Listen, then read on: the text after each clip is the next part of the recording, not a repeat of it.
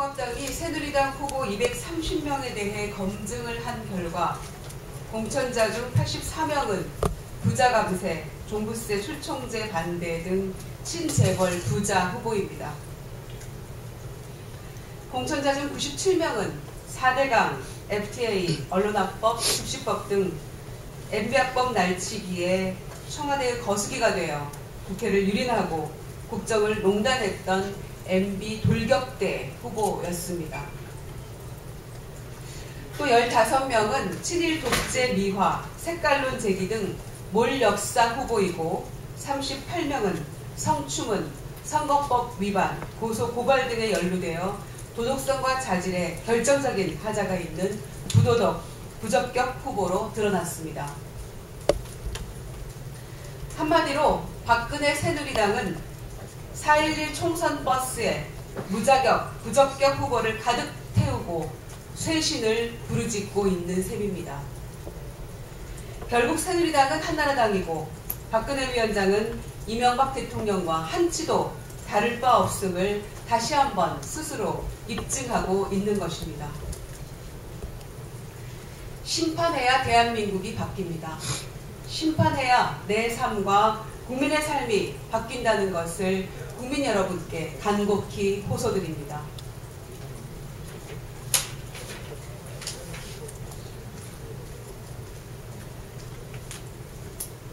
핵 안보 정상회의와 관련해서 짧게 말씀드리겠습니다. 민주통합당은 오늘과 내일 양일간 개최되는 핵안보 정상회의가 무사히 성공적으로 치러지길 기대합니다. 전 세계 인류를 위협하는 핵은 당장 폐기되어야 하며, 다시 하겠습니다. 전 세계 인류를 위협하는 핵은 당연히 폐기되어야 하며 이번 정상회의를 통해 우리나라가 세계 평화를 이끄는 주축이 되길 희망합니다. 특히 정부는 국제사회에 핵의 위험성을 널리 알리고 북한에 대해서는 유연한 정책으로 핵을 포기하도록 유도해야 할 것입니다. 디도스 특검과 관련해서 말씀드리겠습니다.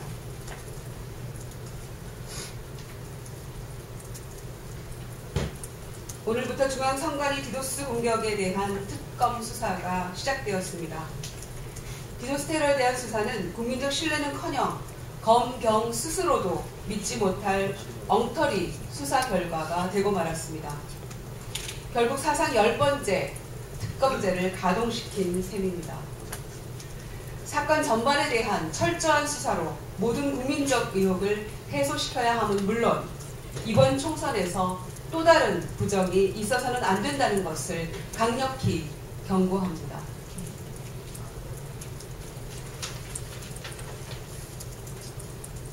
김종훈 후보의 라디오 인터뷰 발언과 관련해서 말씀드리겠습니다. 새누리당 김종훈 후보가 라디오 인터뷰에서 구멍가게는 20, 30년 전에 사라졌는데 한미 FTA 때문이라고 말하는 것은 사실과 다르다는 요지의 주장을 했다고 합니다.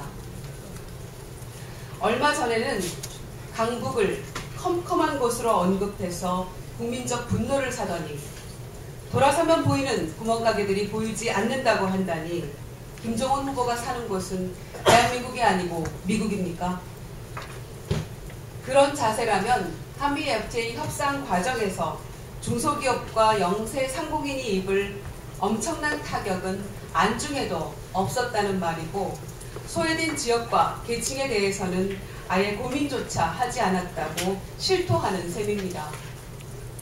이런 김종훈 후보가 상가와 시장을 돌면서 서민들에게 표를 달라고 호소를 하고 있으니 후한무치함이 도를 넘고 있습니다. 민생과 경제민주화를 부르짖는 박근혜 위원장과 새누리당도 김종훈 후보의 입장과 같은 것인지 답하기 바랍니다. 새누리당의 거짓 서민 행세와 서민 무시 행태는 지역과 사람을 불문하고 그들의 고질병임이 드러난 셈입니다. 새누리당은 민생을 말할 자격이 없습니다. 마지막으로 정우택 후보의 의혹과 관련해서 말씀드리겠습니다.